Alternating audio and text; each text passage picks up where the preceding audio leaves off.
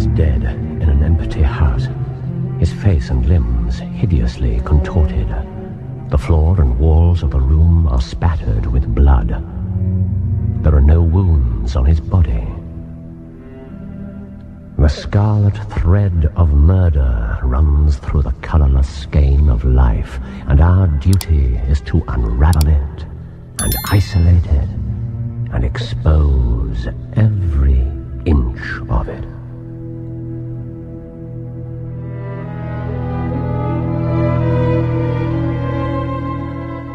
A Study in Scarlet by Sir Arthur Conan Doyle, dramatized in 2 parts by Bert Coules, with Clive Merrison as Sherlock Holmes and Michael Williams as Dr. John Watson. A Study in Scarlet, Part 2, The Country of the Saints.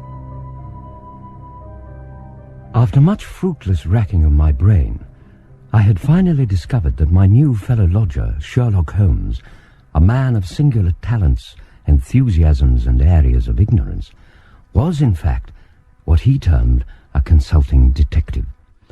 I have it in me, he told me modestly, to make my name famous. All he lacked was the proper opportunity. I was convinced, though Holmes was not, that this opportunity had at last arrived, with the invitation by no less a personage than Inspector Tobias Gregson of Scotland Yard to investigate the bizarre murder of one Enoch J. Drebber. On the day following the killing, the papers were full of the Brixton mystery. Listen to this one. The German name of the murdered man, the absence of all other motive, and the sinister inscription Raka, revenge, written upon the wall, all point to political refugees and revolutionists. The socialists have many branches in America. Don't tell me. The Daily Telegraph. Very good, Watson. The piece also mentions the Weingericht, Aqua Tofana, the Carbonari, the Marchioness de Bronvilliers, the Darwinian theory, the principles of Malthus, and the Radcliffe highway murders. What do you have? The Standard. Lawless outrages of this sort usually occur under a liberal government. They arise from the unsettling of the minds of the masses and the consequent weakening of all authority. Very true. Oh, and some new facts. Oh, good heavens. The deceased was an American gentleman. Oh, that's hardly new.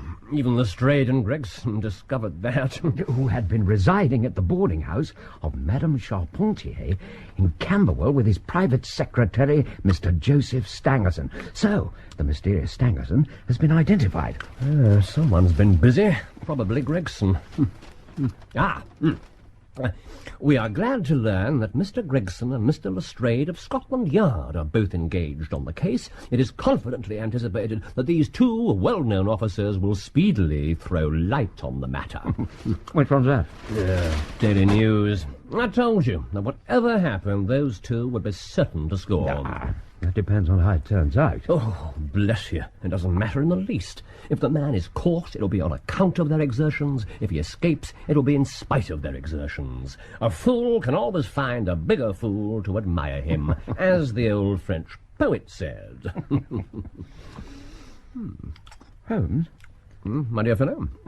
You seem highly delighted by that telegram this morning. What was in it? Oh, that. The name of the murderer. Should we order some more toast? Mr. Holmes. Mrs. Hudson, have you added mind reading to your many other accomplishments? Mr. Holmes, I really must protest. What do you think you're doing inviting me? Mr.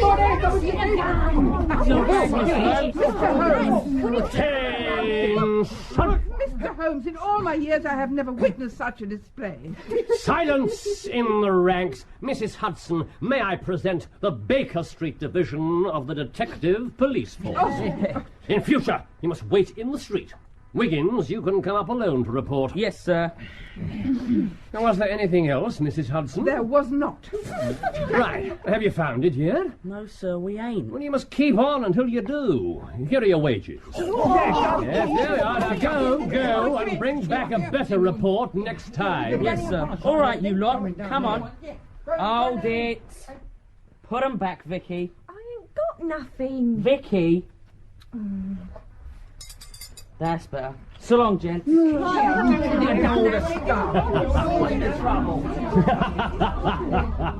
There's more work to be got out of those little beggars than out of a dozen of the regular force. They can go everywhere and hear everything. All they want is organisation. You're employing them on this Brixton case? Yes, there's something I want to track down. It's only a matter of time. Do you really know the name of the murderer? Oh, hello. We're going to hear some news now with a vengeance. Here's Gregson coming down the road with beatitude written upon every feature of his face. It's all right, Mrs. Hudson. The gentleman's expected. My dear Holmes, congratulate me. I've made the whole thing as clear as day. Doctor. Good morning. Do you mean that you're on the right track? The right track? Why, sir, I have the man under lock and key. And his name? Arthur Charpentier. Take a seat, Gregson. Try one of these cigars. Yes, we're anxious to know how you managed it, aren't we, Watson? Well, yes. Of course we are. The fun of it is that fool Lestrade has gone off on the wrong track altogether. He's chasing after the secretary, Stangerson. But he had no more to do with the crime than a babe unborn. Lestrade's probably arrested him by now.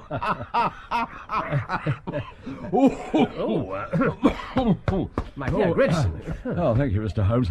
How exactly did you get your clue? Yeah, well, now, I'll tell you all about it. Of course, gentlemen, this is strictly between ourselves. Of course. Well, the first difficulty was the tracing of this Drebber's movements prior to his murder. Now, you may not remember it, but there was a hat lying beside the body. Yes, made by John Underwood and Sons, 129 Camberwell Road. Oh, I'd no idea you noticed that. Have you been there? No. You should never neglect a clue, however small it may seem. To a great mind, nothing is little. Exactly. Well, I went to Underwood and Sons and had them checked back in their books. Now, that hat was bought by a Mr. Drebber and was delivered. That's how I got his address. Smart, very smart. I called upon Madame Charpentier. You know that feeling, Mr. Holmes, when you come up on the right scent, a kind of thrill in your nerves? I do indeed.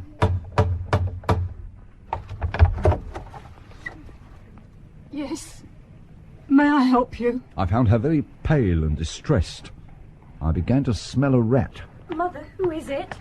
The daughter also looked extremely red about the eyes. I determined to be direct with them. I am a police officer. Have you heard of the mysterious death of your late boarder, Mr. Enoch J. Drebber? Admirably direct, Gregson. Yes. Yes, we have. From the evening paper. Oh, it's quite exciting. What happened next? At what o'clock did Mr. Drebber leave your establishment yesterday? At 8 o'clock. And was that the last you saw of him? Yes. No. No, it wasn't. Alice. No good can ever come of falsehood, Mother. Let us be frank with this gentleman. We did see Mr. Drebber again. God forgive you. You have murdered your brother. I persuaded Madame Charpentier to make a clean breast of the facts. Now, apparently, this Drebber was a bit of a bad lot, and he and Stangerson were ordered off the premises. The Drebber had returned roaring drunk and made obscene advances towards her daughter. This was witnessed by the son, Arthur Charpentier, who soundly trounced the American and threw him out of the house. Surely, Inspector, that's exactly what one would have expected him to do. Yes, Doctor, of course. But then this Arthur followed Drebber out into the street to send him on his way. Now, both the mother and the daughter clearly heard the son's words. And they were? I mean it, Drebber, I'll kill you. The son didn't return to the house until the early hours of the morning. What is his version of events? Oh, some cock and bull story about just walking away and leaving Drebber lying in the gutter. Were there any witnesses? No, none we can trace. Charpentier thinks he may have heard a cab. Oh, well done, Gregson. This is vital information. You really are getting along. We shall make something of you yet. I flatter myself that I've managed it rather neatly. The whole case fits together uncommonly well. Did you say you've arrested Charpentier? Yes, late last evening. No doubt he'll sing a different song after spending the night as a guest of Her Majesty. Perhaps. Oh, I can't wait to see that fool Lestrade's face. Come in, Lestrade. Yeah, what? Inspector Lestrade, gentlemen. Oh, by Jove. Thank you, Mrs. Hudson. Good morning, Mr. Holmes. Gentlemen. Is everything all right, Inspector? This is a most extraordinary case, a most incomprehensible affair. Oh, you think so, do you, Lestrade? Have you managed to find the secretary, Mr. Joseph Stangerson? The secretary, Mr. Joseph Stangerson, was murdered about 6 o'clock this morning. Stangerson murdered too? Are you sure? Extremely sure. It was I who discovered the body at Halliday's private hotel, Gower Street. Take a seat, Lestrade. Thank you. I knew that both Americans were intending to sail home from Liverpool, and I reasoned that Stangerson might still be planning to do so. That meant taking a Euston train. I and my men made inquiries at all the private hotels in the area of the station. But there must be over 100. Yes, but I tracked him down about 7 o'clock this morning. It's very early, sir. He'll see me. Are you the gentleman he's been expecting, then? I doubt it. Which room is it? Here we are, sir. Number 23. Right. You can go now. Oh, God! What's the matter? Have you got a pass key? Look, what's going on? Who are you? I'm a police officer. Stand back! What? Oh, my God! I'd seen something that made me feel sick, in spite of my 20 years' experience. A little red ribbon of blood was flowing out from under the door. It had meandered across the passage and formed a pool along the skirting at the other side. And inside the room? The window was open, and beside it, all huddled up, was the body of a man lying in a pool of blood. The porter identified him as Stangerson. But the strangest part of the whole affair, what do you suppose was above the murdered man? The word Raka, written in letters of blood. Exactly as before. Was everything the same, Lestrade? Not quite. This one had been stabbed. Stabbed? A deep wound in the left side. Stabbed. Something must have gone wrong. Oh, I've arrested an innocent man. My suspect was under lock and key at the very moment the real villain was killing again. Don't reproach yourself, Gregson. Your case was basically quite sound. This time, the murderer was seen. You have a witness? Yes. A milk boy saw a man climbing down a ladder at the back of the hotel. He was so open about it that the lad took him for a workman. Did you get a description? The man was unusually tall, well-built, and had a reddish face, exactly as you said he would be, Mr. Holmes. Yes. Did you find anything significant in the room? Nothing. Stangerson's cases were packed. They'd been sent to the yard. There were just a few items lying loose. Here. One cheap novel, which was open on the bedside table. One pipe and one box of matches. They were on a chair. The only other thing was a small ointment box containing a couple of pills. Here. The last link. My case is complete.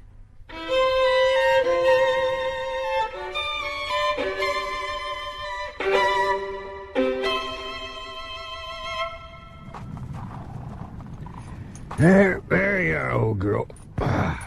Easy. You won't have to put up with me much longer, I reckon. Ready?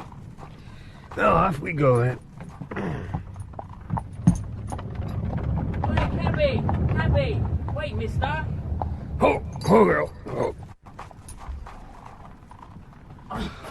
Oh, thanks, mister. What do you want, boy? The governor in the office said your name's Hope. Jefferson Hope. Well, what if it is? There's a gent got a job for you. Good money in it, he said. Was this some kind of joke? No, honest, mister. I better not be. All right, where does he live? This gent of yours. Baker Street, 221B, Baker Street. Here's the poor creature, Doctor. You can see he's suffering. I told the maid I'd ask you to put him out of his misery. She's down there now, sobbing her heart out. She really loves this old dog. Don't worry, Mrs. Hudson. He won't suffer much longer. Thank you, sir. I'll go and tell the girl. Oh, easy, boy. Poor old fella. Now, look, Mr. Holmes, what exactly is all this about? Why have you sent for this animal? Patience, my friend. I now have in my hands all the threads which have formed such a tangle. I am as certain of the main facts as if I had seen them with my own eyes. I will give you a proof of my knowledge. Doctor, are these ordinary pills? Here. No, they're not. They're unusually light and transparent. Probably soluble in water.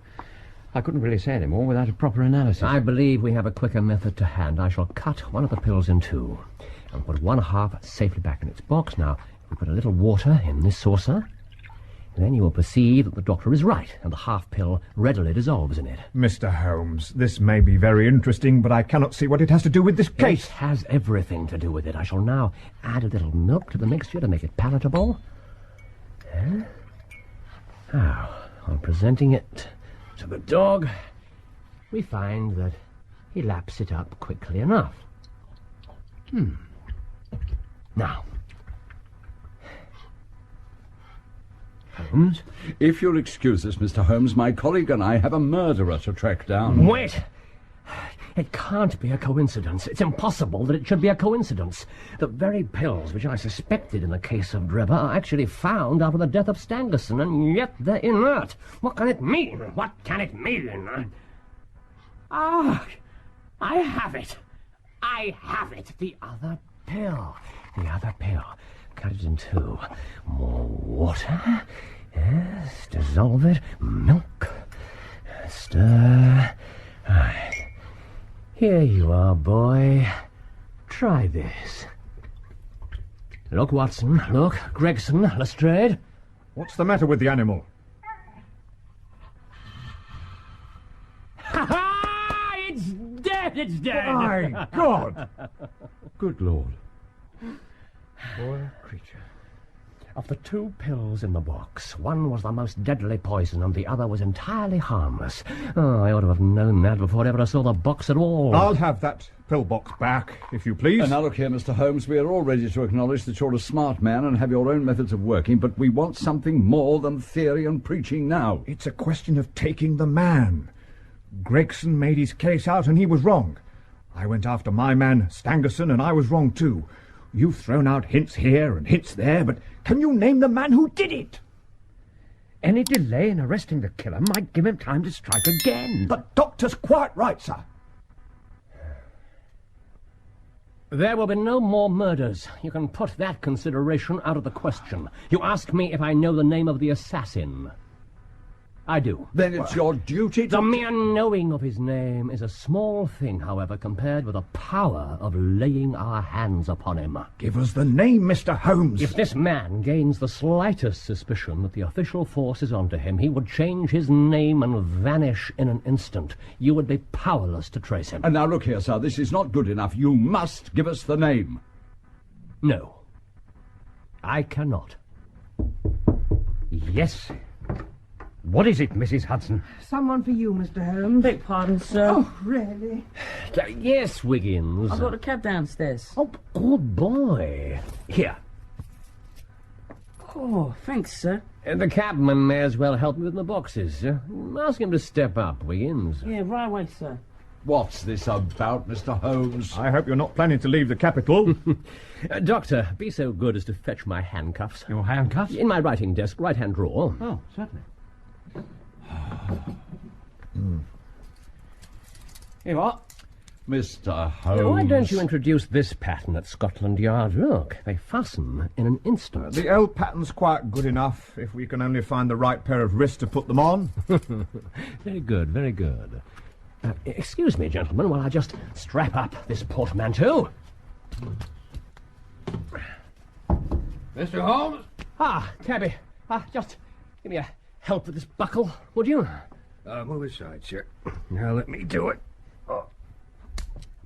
What? Gentlemen, let me introduce you to Mr. Jefferson Hope, the murderer of Enoch Drebber and of Joseph Stangerson. No!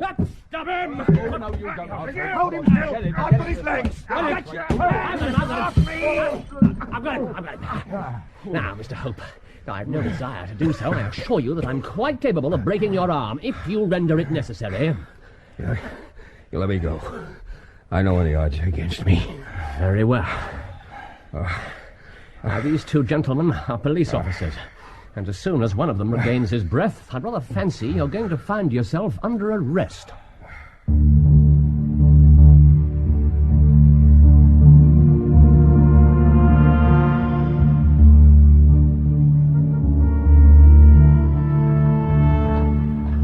Are you all right up there, Lestrade? Everything well under control. If he ever leaves the force, he's got a second career ready and waiting. I heard that. Are you in much pain? No one worse. Mr. Holmes, is it? Sherlock Holmes. Well, Mr. Sherlock Holmes, if there's a vacant place for a chief of the police, I reckon you're the man for it. It's quite enough from you, Hope. Oh, really, Gregson? It was the ring that gave it to me, of course. That and the wheel marks in the mud of the Brixton Road. If that night had been dry, I never would have found you, Hope. Can't we save this till we get to the yard, Mr. Holmes? The marks in the road showed me that the horse had wandered on slightly between arriving and departing. That would never have happened if anyone had been in charge of it. It was clear from the footprints that only 2 men were ever there, so it followed that the driver of the cab was also the murderer. But how the devil did you know my name? As I said, through the ring. It was a question of motive. Despite your clumsy attempt to implicate German radicals, it was clear that the murderer... papers had been full of secret societies and the like. I thought it might throw you off the scent. Well, it didn't.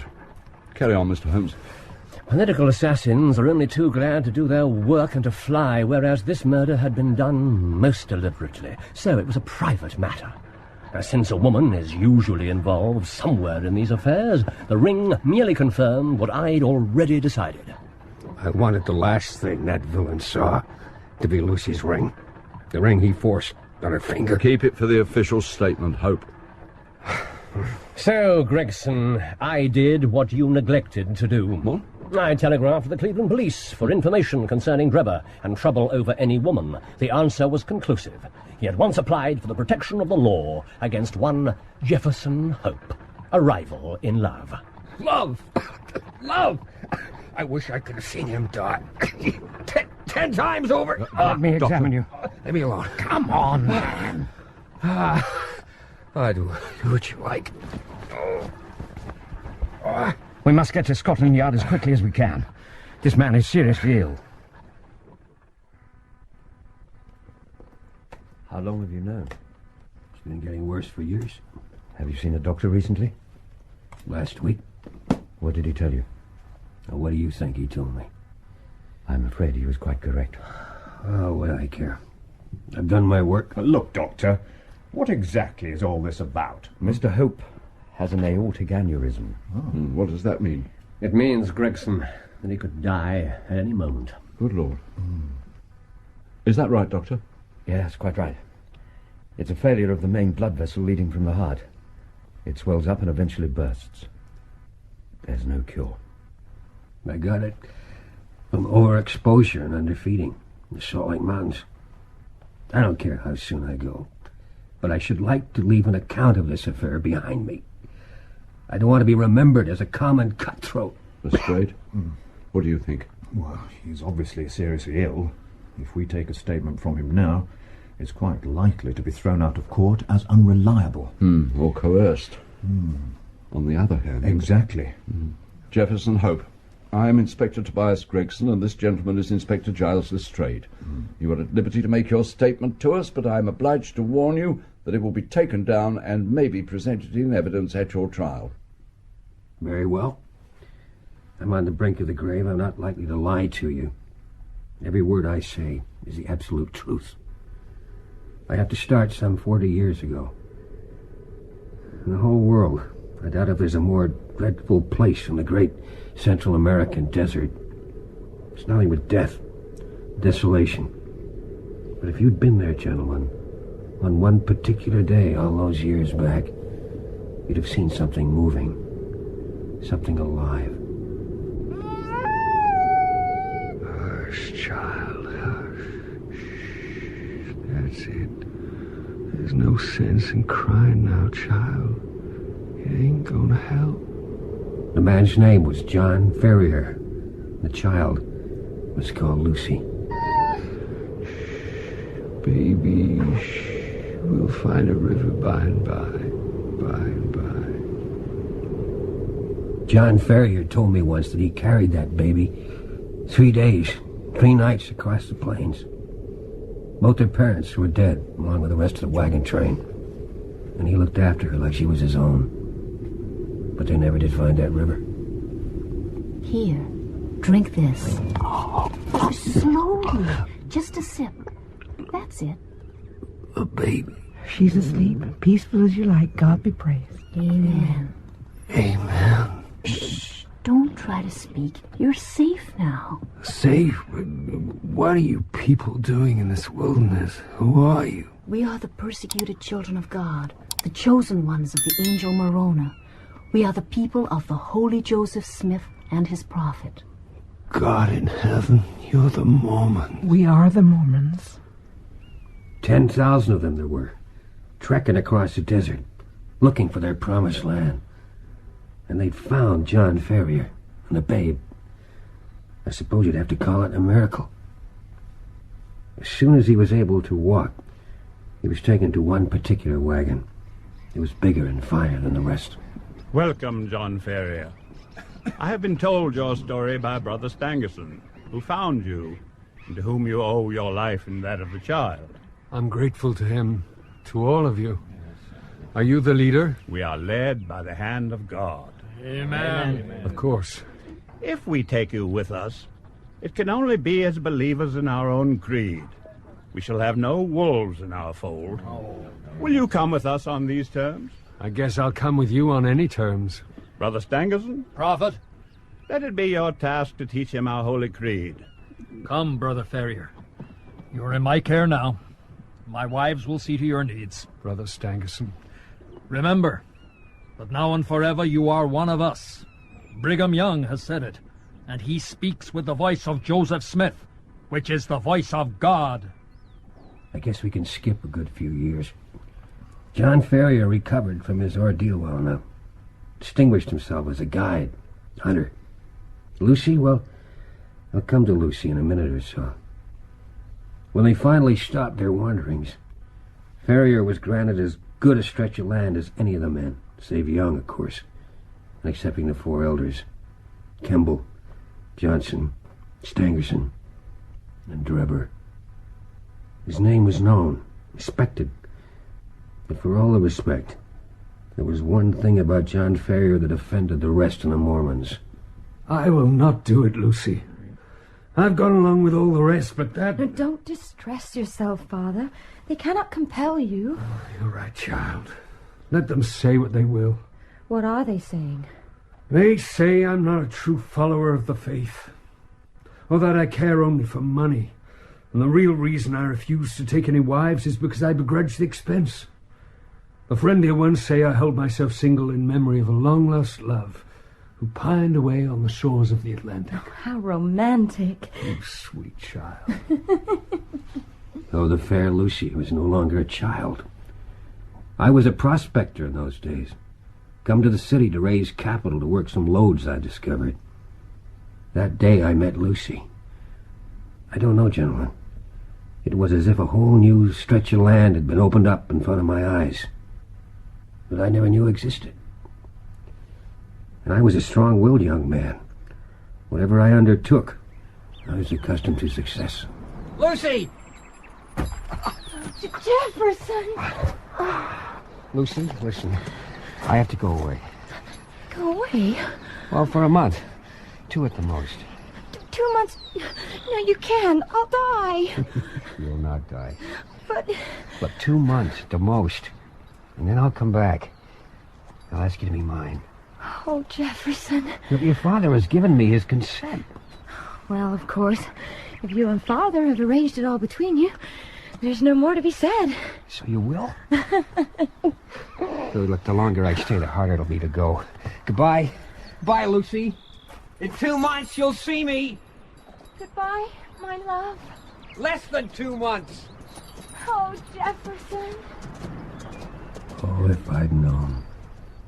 If I'd had the smallest suspicion. Do you think I would have ridden away like that? Do you? Do you? Easy. Here, drink this. Here. Slowly. I think we should postpone this. No. No, I must continue. Doctor, what's your opinion? I think we should carry on. But before we do...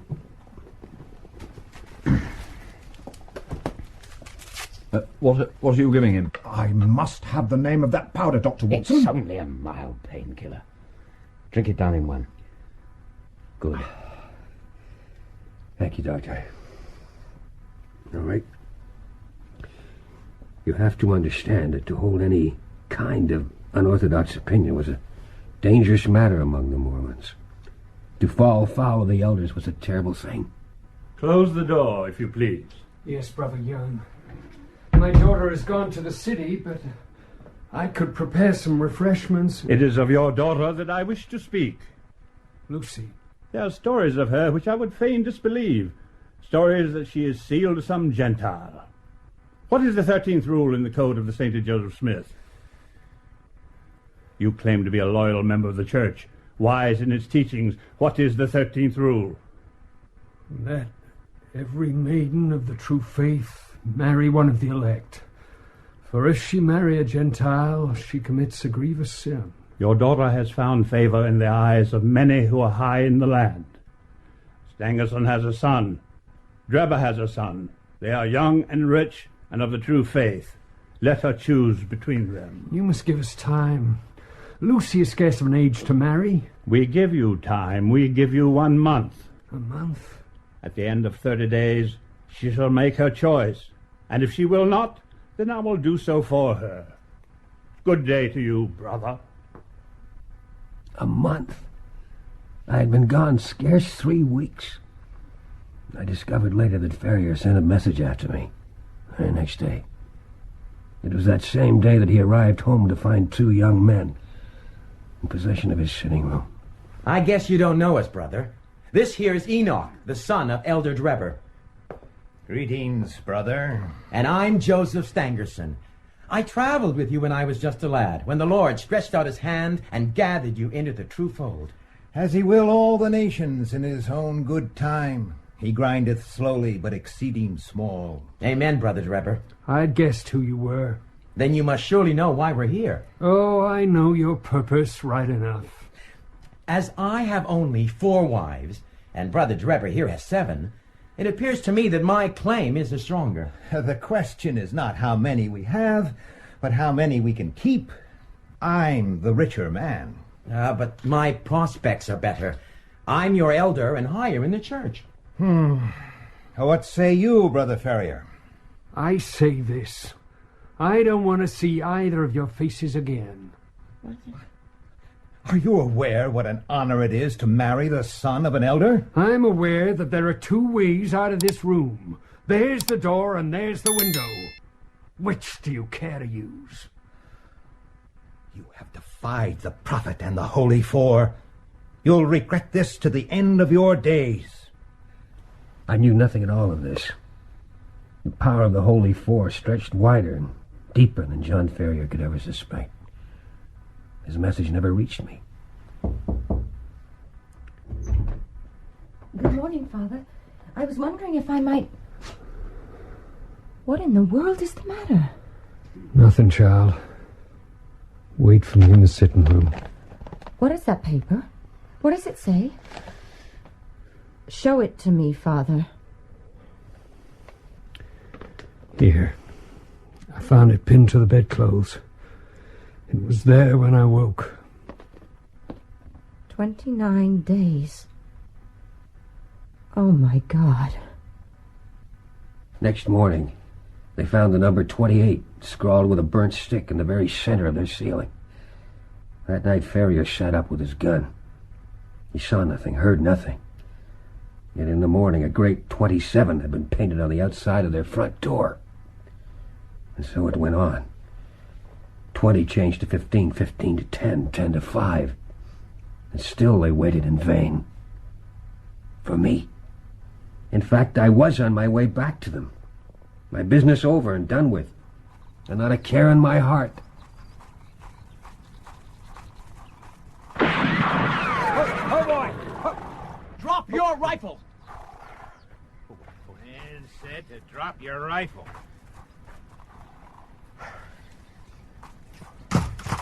Get off your horse. He sure doesn't look much, does he, brother? Look, if you're planning to... Oh! That's enough, Drebber. Drebber, I'll remember that name. If you're planning to rob me, get on with it. Oh, we're planning to rob you, all right. Leastways, one of us is. But not yet. In 4 days' time. What do you mean? 4 days? Jefferson Hope. You know me. What is this? Keep your filthy heathen hands off the farrier girl. Lucy! Yeah, she's meant for better than you, Hope. Me, for instance. Or my friend here. Pretty soon that trim little body's gonna be cuddling up to one of us. You bastard! You will show respect to us. I am Joseph Stangerson, first son of Elder Stangerson. When you speak to me, you speak to the prophet himself. Stangerson? Drebber and Stangerson. That for your prophet! And I hoped you were going to be reasonable. Teach him how to be reasonable, Brother Drebber. My pleasure, Brother Stangerson. Oh! Oh!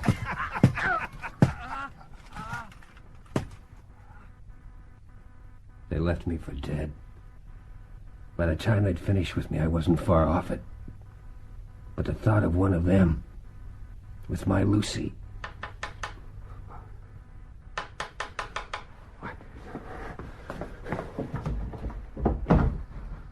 Who's there? I warn you, I'm armed. Quiet! For the love of heaven! Good God, you nearly had my gun in your face. For pity's sake, get me inside. They're all around the house. The devil they are. Here, take my arm.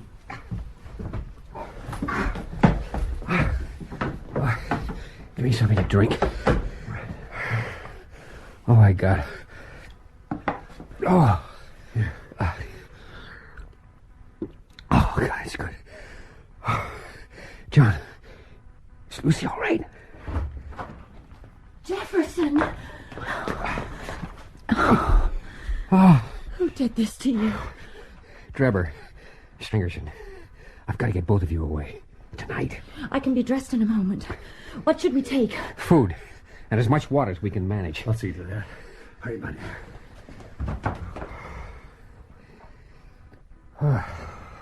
John? What is it, son? This house, the farm. Everything you worked for. What's that to me? Give me a hand with the food. The watchers were concentrating on the front and the rear of the house. We climbed out the side window while the moon was hidden by the clouds.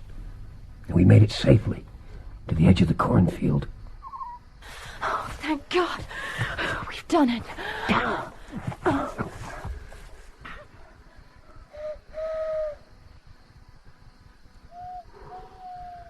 They're everywhere. Not a sound. 9 to 7. 7 to 5. What news? If the girl remains stubborn, we strike tomorrow at midnight. The prophet's orders. Then there'll be some fun. All right, brother. I'll tell the others. Is it safe to move on? We must. Everything depends on speed. I had 3 horses waiting. All night we kept moving, all next day. Most the next. By then our food was gone. I wasn't worried, though. There was game aplenty in the mountains. We were high up above sea level. The air was bitter.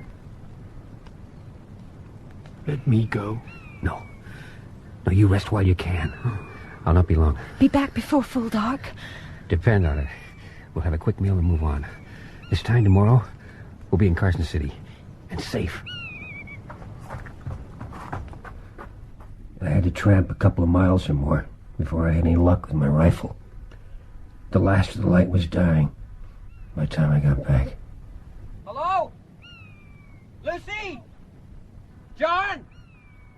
We'll feast tonight!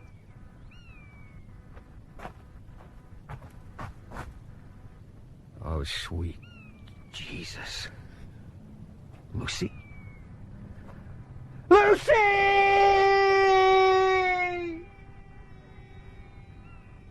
I found John Ferrier at the edge of the clearing. He'd been beaten like an animal and shot. Lucy wasn't there. Were you able to build up any picture of what happened? Not until the next morning. I saw the tracks. A lot of men on horseback. They'd come up behind us, along the path. And they'd turned back towards Salt Lake City. They'd taken our horses. But I set off after them. How long did it take you? 6 days. By the time I reached the city, I must have looked a wild sight. I stayed in the shadows. The streets were hung with flags. They were celebrating the marriage of an elder son. All I heard was talk about the great rivalry between these two fine young men. On the very day I got there, the prophet had given my Lucy to Enoch Drebber. What did you do? I went back into the mountains. I suppose I must have lost my senses for a time. When I came to myself, I returned to the city. I knew what I'd find there. I knew she was dead. Dead of grief and shame. Some of Drebber's other wives were keeping vigil over her body. I took his ring from her finger. I'd not have her buried in Drebber's ring. And I vowed I'd not rest till I'd made them pay for what they'd done to my love. The rest is easily told. There was a great split among the chosen people. Many gave up the faith, Drebber, Stangerson among them. John Ferrier's fortune had made Drebber a rich man. But for some reason, he and Stangerson stuck to each other's company and set off to travel together. They were rich and I was poor, but I dogged them. I followed them across 2 continents. Sometimes I nearly caught up with them. Other times I lost the trail for long stretches. But always, I kept going. Always. Just how long has this business been going on? 20 years. 20 years. And eventually I tracked them here, in London. Were you obtained employment as a cab driver? Wherever they went, I was always at their heels. At first I planned to surprise them. I reckon they thought I was dead years before. But they somehow got wind of me. They were cunning. Never went out alone. Hardly ever after nightfall. And I thought it was all up. I knew I had no chance against the two of them together if they were on guard. But they got careless. Drebber had taken to drink. It wasn't only the drink. In the end, it was a woman that did for him. I liked that. It was fitting. I'd sat in my cab and watched when the two of them were thrown out of that boarding house. I knew why. And I sat and watched again when Drebber went back after that pretty face and her brother lashed into him in the street. And I tell you, I enjoyed that. I waited till the boy had finished with him. And I drove up to where Drebber was lying in the gutter. Charpentier's cab. I didn't believe him. Now, Drebber didn't recognize me. He was practically out on his feet from drink and the thrashing he'd had.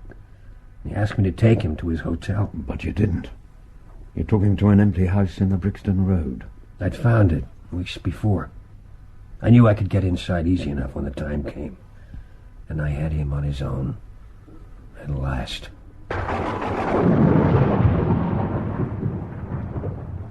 This is my hotel. Cabby, it's damn dark here. Now, Enoch Drebber. Who am I? What? What do you mean? Who are you? I don't know you. I've never seen.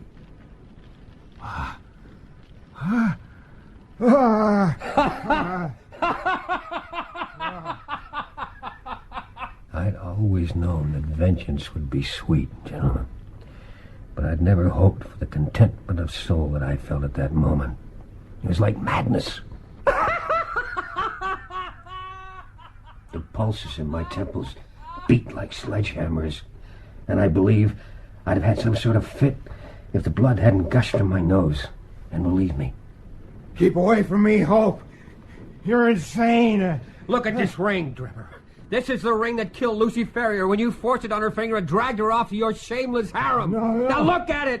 It'll be the last thing you ever do look at. Would you murder me? I'm no murderer. We'll let the high God judge between us. There are 2 pills in this box. Choose and eat. No. There's death in one and life in the other. No. I'll take what you leave. No. Choose! No. Choose! Let's see if there's justice on the earth or if we're ruled by chance. Now choose! By God, I will murder you where you stand!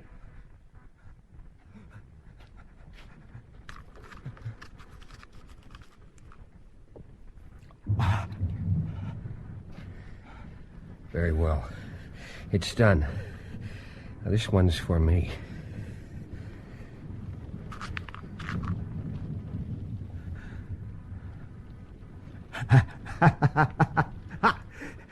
I've beaten you, Jefferson Hope. Justice on earth. I'll watch you die like the stinking rat you are.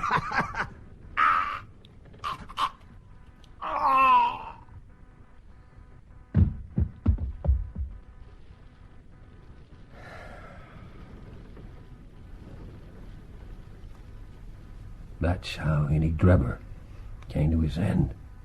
Blood was still streaming from my nose, but I felt light-hearted, mischievous. I wrote up "Rock" on the wall with a cigar, and I looked at him for a spell. And then I got out. When did you discover that you'd lost the ring? That ring was all I had of my Lucy. I had to have it back. I hadn't gone far. I left the cab on a side street and walked up to the house. Straight into one of your constables. PC John Rance. I fear he will not rise in the force. You pretended to be drunk. He paid me no heed. All I could think of was that I'd lost Lucy's ring. And I saw your advertisement. Evening paper. Ah, yes. Who was your accomplice who visited Baker Street? Accomplice? What's this, Mr. Holmes? Why haven't you mentioned this before? The zeal of the official force, Watson?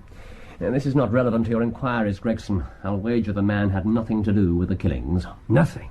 Nothing. I swear it. Now, Mr. Holmes, I can tell you my secrets, but I don't get other people into trouble. But I think you'll own he did it smartly. Not a doubt of that. Let's get back to the matter in hand here. Joseph Stangerson wasn't poisoned. He was stabbed to the heart. He begged me for his life. Cried like a woman. Told me I had no quarrel with him. He hadn't touched the girl. Only killed her father. He wouldn't take his chance with the pills. He went for my throat. It was self-defense. The outcome would have been the same in any case. But Providence would never have allowed his guilty hand to pick out anything but the poison. And that's the whole of my story. You may consider me to be a murderer, but I say I'm just as much an officer of justice as you are.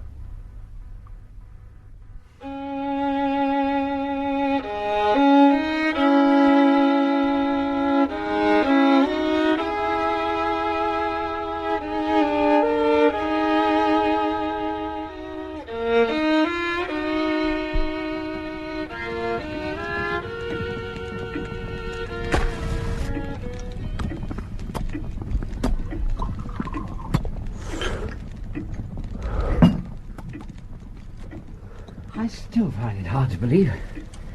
If someone had said to me 2 weeks ago that I was going to find myself caught up in a murder investigation, what an extraordinary affair. Thank you, Doctor. It's even more extraordinary than you know. Hmm? Look at this. It's from Gregson. Arrived just before dinner. Good Lord. That's incredible. He must have died while we were actually on the way back here. He hung on to life until his story was told. Power of the mind. Amazing. Making his statement was as important to him as exacting his revenge. You really think so? Oh, yes, yeah. What other reason could he have had for giving himself up? What did you say? Oh, Watson, think. Wiggins led Hope to the very same rooms where, not 12 hours before, his accomplice had been given a patently false wedding ring. He must have known it was a trap. But he fought like a cornered tiger. Oh, what a picturesque vocabulary you do possess. Well, perhaps it was bravado. Perhaps his nerve failed him at the last. I don't know. But you recall what he said? Mm-hmm. Almost as soon as we reached the yard. Yes. Wait a moment. Here. I knew I'd made a note of it. I don't care how soon I go, but I should like to leave an account of this affair behind me. I don't want to be remembered as a common cutthroat. I don't want to be remembered as a common cutthroat. He came here knowing he would almost certainly be arrested because he desperately wanted his story on record. All that. 20 years. For a woman. Holmes? Gregson and Lestrade will be furious at his death. Where will their grand advertisement be now, huh? I wouldn't have missed this business for anything. What was it you called it? A study in Scarlet. Yes, I must have been in one of my more lurid moods. I'm enormously grateful to you for allowing me to be in on it. Well, I only hope it hasn't placed too great a strain on your health. By no means. I feel better this evening than I have for months. Well, I'm delighted to hear it. A helping of the bizarre is always invigorating, I think. I meant what I said, you know. You really have made an exact science out of detective work. Compared to you, Gregson and Lestrade are like blind men. Your merits should be publicly recognised. You ought to publish an account of the whole affair. If you won't, I'll do it for you. Huh? I'd no idea you went in for writing. I thought your literary activities were confined to compiling lists of my shortcomings. Please, let's not go through that again. I didn't know you then. And now you do. Come on.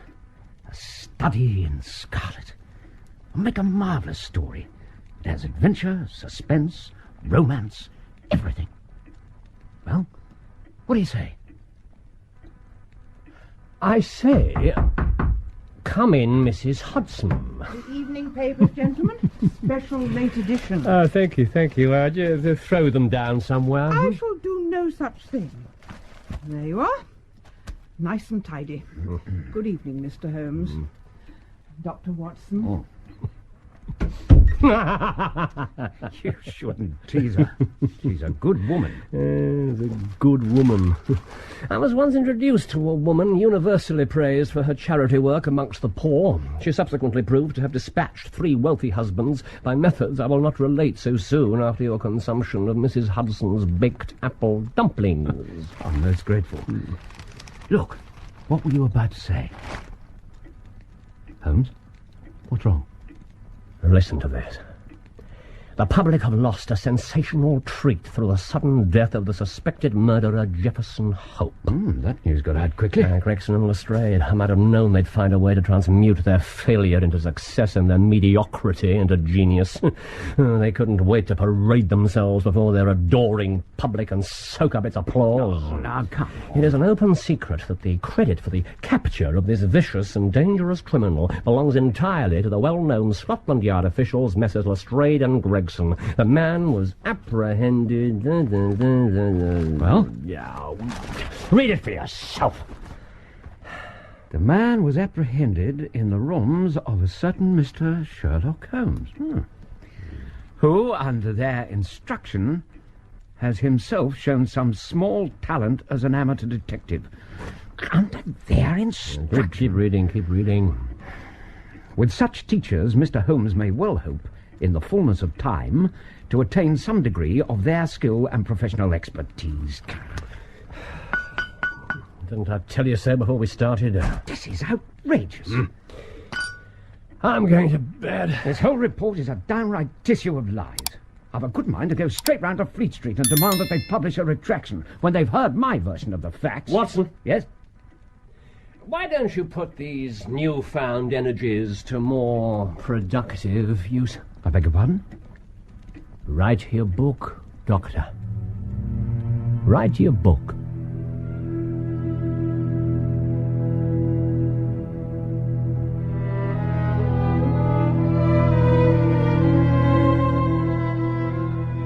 That was part 2 of A Study in Scarlet by Sir Arthur Conan Doyle, dramatised in 2 parts by Bert Coules, with Clive Merrison as Sherlock Holmes and Michael Williams as Dr. John Watson. Jefferson Hope was played by Shane Rimmer, Joseph Stangerson by Matt Zimmerman, Enoch Drebber by Ed Bishop, Inspector Lestrade by Donald G., and Inspector Gregson by John Moffat. Peter Carlyle played Brigham Young, Alice Arnold, Lucy, Christopher Good, John Ferrier, Alan Dean, Wiggins, Anna Cropper, Mrs. Hudson, Marcia King, Madame Charpentier, Jane Slavin, Alice, and John Bull, Stangerson Sr. Other parts were played by members of the cast. The violinist was Alexander Balanescu. A Study in Scarlet was directed by Ian Cottrell and produced by David Johnston.